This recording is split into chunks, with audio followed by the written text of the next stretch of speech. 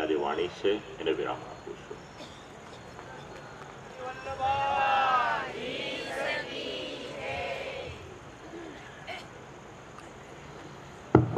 बोल श्री गोकुल के चंद्र की।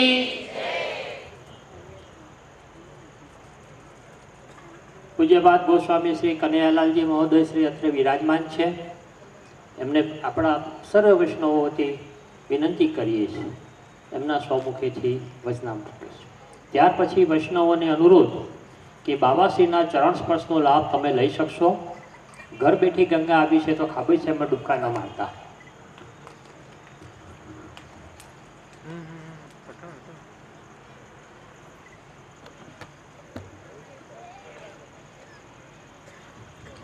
अमंगलानां शमनम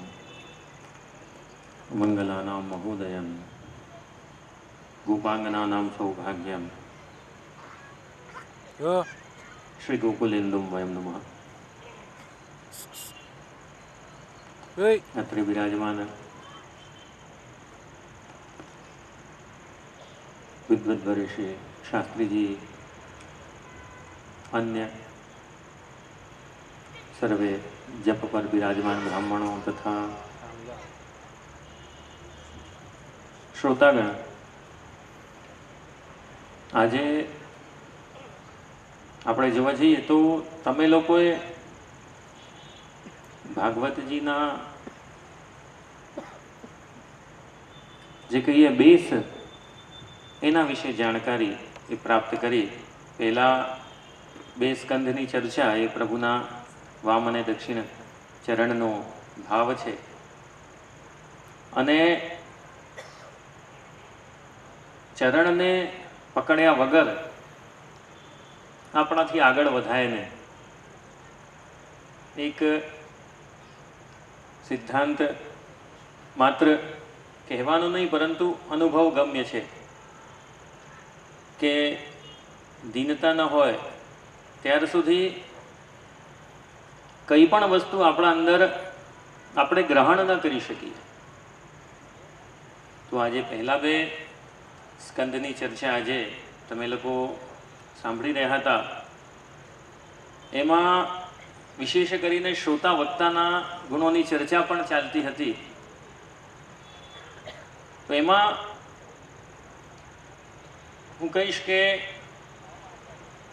આ સુરત શહેરનું સદભાગ્ય છે કે શાસ્ત્રીજી કૃષ્ણદત્તભાઈ અહીં આવ્યા છે ને એક એક વાક્ય મહાપ્રભુજીના સિદ્ધાંતોની ચારણીમાં છાનીને બોલી રહ્યા છે.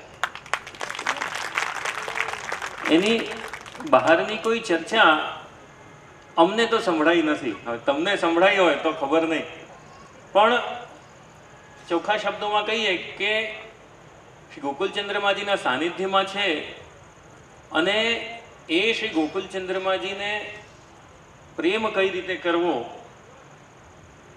કે પ્રભુને પ્રેમ કઈ રીતે કરવો એ વિશે જાણવું હોય તો વલ્લભના સિદ્ધાંત એ સૌથી જરૂરી છે. અને એ પગે પગે વાક્ય વાક્ય અમને આ શાસ્ત્રીજીની વાણીમાં સાંભળવા મળી રહ્યા છે. તો એનો અમને ખૂબ આનંદ છે. અને એમની તો ચર્ચા એટલે કે શ્રોતા અને વક્તા બેની વાત થઈ ને આજે, તો વક્તાની ચર્ચા તો આજે આપણે કરી જ, પરંતુ હવે આવે શ્રોતાઓની વારી. કેમ? કારણ કે આજે આપશ્રીએ તો પોતાનું વલ્લભ માટેની પ્રીતિ, વલ્લભ માટેની શ્રદ્ધા એ તમને લોકોને ખૂબ સુંદર રીતે પોતાની વાણી દ્વારા બતાવી જ છે. પરંતુ તમારું પણ એક દાયિત્વ છે, ખ્યાલ આવે ને? આજે આપણે પોતાને બહુ ઊંચું ન ગણતા જો હીન શ્રોતાની વાત કરીએ તો એના પણ 3 લક્ષણ કીધા હશે. હીન શ્રોતાના 3 લક્ષણ છે. એમાં એક લક્ષણ આવે છે ગ્રંથ માટે આદર. તો હું તમને લોકોને એ જ કહીશ કે પ્રભુની લીલા જે પણ થાય, પ્રભુની બધી લીલા આપણા અનુકૂળ અનુરૂપ ઈચ્છા પ્રમાણે હોય એ અનિવાર્ય નથી, યાદ રાખજો.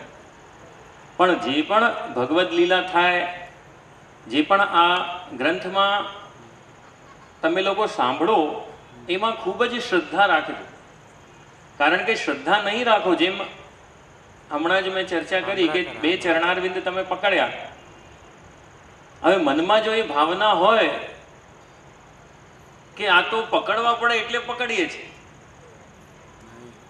ખ્યાલ આવે ને, તો તમને ફલ નહીં મળે. અને જો તમે એ ભાવનાથી પકડો કે ભલે પૂરે સો ઉતરે, જેવા છે એવા તમારા જ છે, એ પ્રભુને તમે વિનંતી કરો કે પ્રભુ આપની લીલા સાંભળવા માટે અમે અહીંયા બેઠા છીએ. તો જેમ શાસ્ત્રીજી હમણાં છેલ્લે કહ્યું ને, ચેતસ્તત પ્રવણમ સેવા, ચિત્તનું પ્રભુમાં લાગવું એ પણ એમની સેવા છે. તો આ જે પ્રભુના ગુણોનું શ્રવણ કરવા તમે બેઠા છો, એમનામાં તમને આદર ન હોય તો પછી એ ગુણો શ્રવણ કરવાનો મતલબ શું? ખ્યાલ આવે છે? એટલે તમને લોકોને સૌથી પહેલા એ અંદર ઠૂસીને ભરી લેવું જોઈએ કે પ્રભુની બધી લીલા એ સાચી છે. જેમ હમણાં જ ભીષ્મ પિતામહની આયુષ્યની ચર્ચા ચાલતી હતી કે જ્યારે મહાભારતનું યુદ્ધ થયું તો 450 વર્ષની આયુષ્ય હતી. હવે આ વાત માનશો કે નહીં માનશો? બોલો. આજે 45-50 વર્ષના વ્યક્તિ થાય કે બહુ તો બહુ 70 ના હવે એજ થઈ, અને આપણે એમાં જો શંકા કરતા થઈએ તો પછી જો તમને ભીષ્મ પિતામહની આયુષ્યની વાત પર ચર્ચા, વાત પર વિશ્વાસ નથી, તો પછી આ ગ્રંથમાં લખેલી વાત પર વિશ્વાસ હોય? હું એટલું જ કહેવા માંગુ કે આ ગ્રંથમાં સૌથી પહેલા આદર ભાવ રાખો. ખ્યાલ આવે ને? તમે જો આદર ભાવ શ્રદ્ધાથી કરશો તો આ ગ્રંથ તમને જરૂરથી બધું, એટલે કે જે આની સાચો એ છે કે પ્રભુથી પ્રેમ કરાવવો, એ ફલ તમને અવશ્ય પ્રાપ્ત થશે. અને જો એ ફલ પ્રાપ્ત ન થાય તો ઉણપ કોની એ તમે જરૂર યાદ રાખજો. આજે ગાલિબનો એક શેર છે, ગાલિબનો એક શેર છે, એ આપણને ખરેખર આપણી અવસ્થા કે આપણી સ્થિતિ એના વિશે અવગત કરાવે. એ ગાલિબે એક જગ્યાએ લખ્યું છે કે ઉમ્ર ભર ગાલિબ ये भूल मैं करता रहा, उम्र भर गालिब ये भूल मैं करता रहा, धूल चेहरे पे थी और आईना साफ करता रहा. ख्याल આવે ને? ધૂલ ચહેરે पे थी और आईना साफ करता रहा. એટલે આપણી પણ કઈ એવી જ સ્થિતિ થઈ જાય કે જો ગ્રંથમાં લખેલું છે અને એમાં જો વિશ્વાસ નહીં બેસે, તમને પ્રભુની લીલામાં જો શંકા થવા લાગે, પ્રભુના કરેલા કાર્યમાં તમને જો સંશય થવા લાગે, તો પછી વિચારી લેવું કે આજે ગાલિબને જીવનના અંતકાલમાં ખબર પડી ને કે આપણે તો બીજા પર આરોપ મૂકી, આજે તમે અહીં આવો કે જોઈએ તો ખરા શાસ્ત્રીજી કેવું બોલે છે.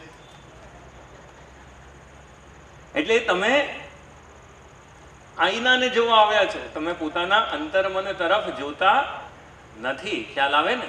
તો હું તમને લોકોને એ જ કહીશ કે કાલથી જે વિશેષ, જેમ આજે કહ્યું કે 2 આ સ્કંધ પૂરક છે, તો હજી તો તમારા મનની ગઈકાલે આજે મનની તૈયારી થઈ છે. હવે તો સાચા સંદર્ભમાં પ્રભુની બધી લીલાઓ શરૂ થશે.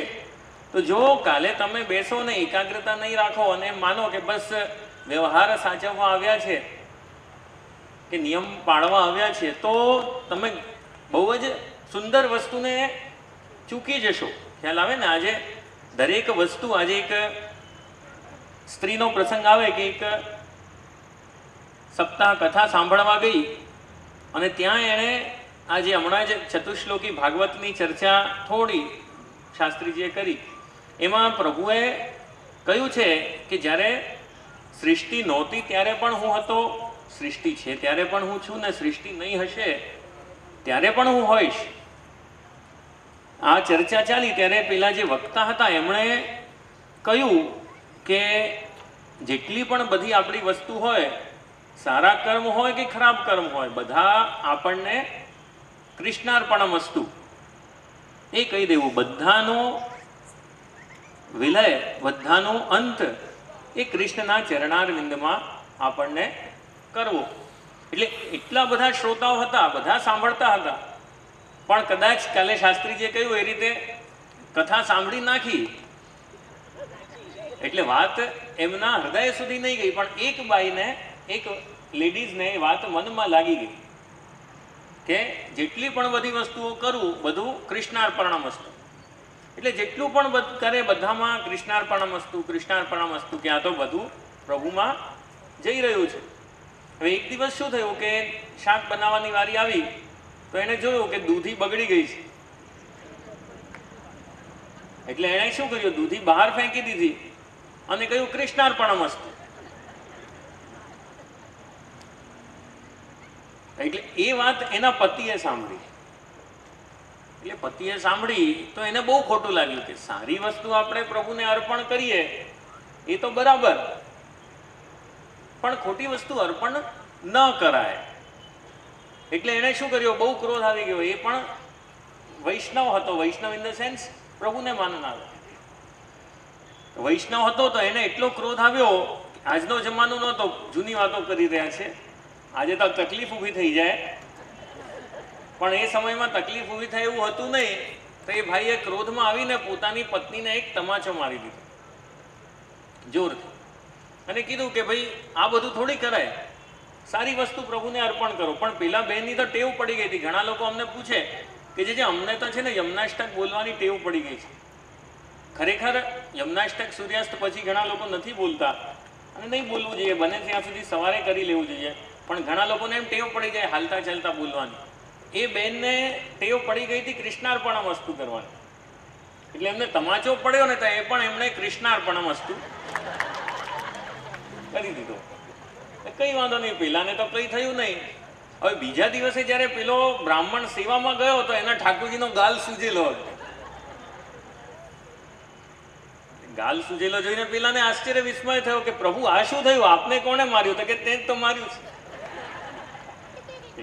કાલે તે તારી પત્નીને માર્યું અને એને શ્રદ્ધાપૂર્વક, ખ્યાલ આવે ને, અહીંયા એક નાનો શબ્દ લગાવીએ છીએ પણ એ શબ્દનું વજન બહુ છે, ખ્યાલ આવે ને. શ્રદ્ધાપૂર્વક એને કહી દીધું કે કૃષ્ણાર્પણમ અસ્તુ. એટલે પ્રભુએ પેલો તમાચો પણ પોતાના ગાલ પર લઈ લીધો. તો જો પ્રભુ પોતાના ગાલ પર તમાચો લઈ શકે તો શું તમારી ભક્તિ નહીં લઈ શકે? તમારો પ્રેમ નહીં લઈ શકે? જો આપણા દુર્ગુણો સાથે આપણો અંગીકાર પ્રભુએ વલ્લભની કાનીથી કર્યો છે બ્રહ્મ સંબંધમાં, તો પછી શ્રદ્ધાથી, પ્રેમથી તમે જો કોઈ વસ્તુ પ્રભુને અર્પણ કરો તો પ્રભુ જરૂર ને જરૂર એનો અંગીકાર કરે. પણ તમે વિશ્વાસ તો રાખો કે પ્રભુ અંગીકાર કરે છે. તમે વિશ્વાસ નથી રાખતા. આજે હમણાં તમે યાદ નથી, મને ખબર નથી કે તમે લોકોએ આ બેઠક ચરિત્રના દર્શન કર્યા કે નહીં, પરંતુ એ બેઠક ચરિત્રમાં જ એક સ્થાને આવે છે, શ્રીકુંડની બેઠકમાં આવે છે કે જે મધુસૂદન દાસ હતા એમને વલ્લભના મહાપ્રભુજીના દર્શન કરવા હતા. તો એમણે એવી ટેક રાખી કે જ્યાર સુધી મહાપ્રભુજીના દર્શન નહીં થાય ત્યાર સુધી ભોજન નહીં કરવું, અને મહાપ્રભુજીની નિત્ય સેવા કરતા. બેઠકજી જ રહે, ત્યાં જ સેવા કરે, આખો દિવસ ત્યાં રહે અને મહાપ્રભુજીની યાદમાં મહાપ્રભુજીની આરતી એમને મળવાની. તો શું થયું કે ગુસાઈજી ત્યાં પધાર્યા અને ગુસાઈજીને આમના નિયમ વિશે ખબર પડી કે આ મધુસૂદન દાસે આટલો કઠિન નિયમ લીધો છે ભોજન નહીં કરવાના. તેમણે કીધું કે ભાઈ મધુસૂદન દાસ, આ ન કરાય. આપણો સંપ્રદાય તો આવી રીતે હઠનો નથી અને પ્રેમનો છે, તો આવા નિયમો તમે છોડી દો. એટલે ત્યારે શું થયું કે મધુસૂદન દાસે વાત સાંભળી ખરા, પણ એને વાત પર વિશ્વાસ નહોતો. એટલે એને પોતાનો નિયમ ચાલુ રાખ્યો. આ વાતને 6 મહિના વીતી ગયા. ત્યારે મહાપ્રભુજીએ એને દર્શન આપ્યા અને દર્શન આપતા કહ્યું કે મધુસૂદન દાસ, આ દર્શન આપવામાં 6 મહિના કેમ થયા ખબર છે? આજે આ તારો નિયમ હતો, તારી આટલી પ્રીતિ હતી, ટેક હતી, આટલી સેવા હતી, પણ 6 મહિના કેમ થયા? તો કે પ્રભુ આપ જ જાણો આપની લીલા. ત્યારે શ્રી વલ્લભે આજ્ઞા કરી કે શ્રી ગુસાઈજી જે તને આજ્ઞા કરવા આવ્યા કે આ નિયમ તું નહીં લે અને એમણે કીધું કે આવી હઠ નહીં રાખવી. તો તને શું લાગે છે, કોને તને આજ્ઞા કરી? મારા સિવાય બીજા કોઈએ તને આજ્ઞા કરી જ નથી. જો શ્રી ગુસાઈજીમાં અને મારામાં ભેદ જોતો હોય તો પછી તું સાચો વૈષ્ણવ નથી. અને તારી એ કચાસના હિસાબે મારો સાચો સ્વરૂપ તારી સામે પ્રકટ થયો નહીં. ખ્યાલ આવે ને? એટલે જો તમને વિશ્વાસ ન હોય પોતાના ગ્રંથો પર, આપણી જ સિદ્ધાંત પર, આપણી જ વાતો પર, તો તમને આ સંપ્રદાય કે પછી આ ભાગવત એ તમને ફલ આપી શકે નહીં. એટલે આજે આપણે બધાને ત્રાજવામાં મૂકીએ છીએ. કદાચ અમને હમણાં ત્રાજવામાં મૂકતા હશો કે આ દૃષ્ટાંત તમે ત્યાં સાંભળ્યું છે ને આ વાત તમે ત્યાં સાંભળી છે. શાસ્ત્રીજીની વાતોને આપણે ત્રાજવામાં મૂકીએ તો હું તમને લોકોને એ જ કહીશ કે આ ગાલિબનો શેર આ 5 દિવસ હજી બાકી છે, એ યાદ રાખજો.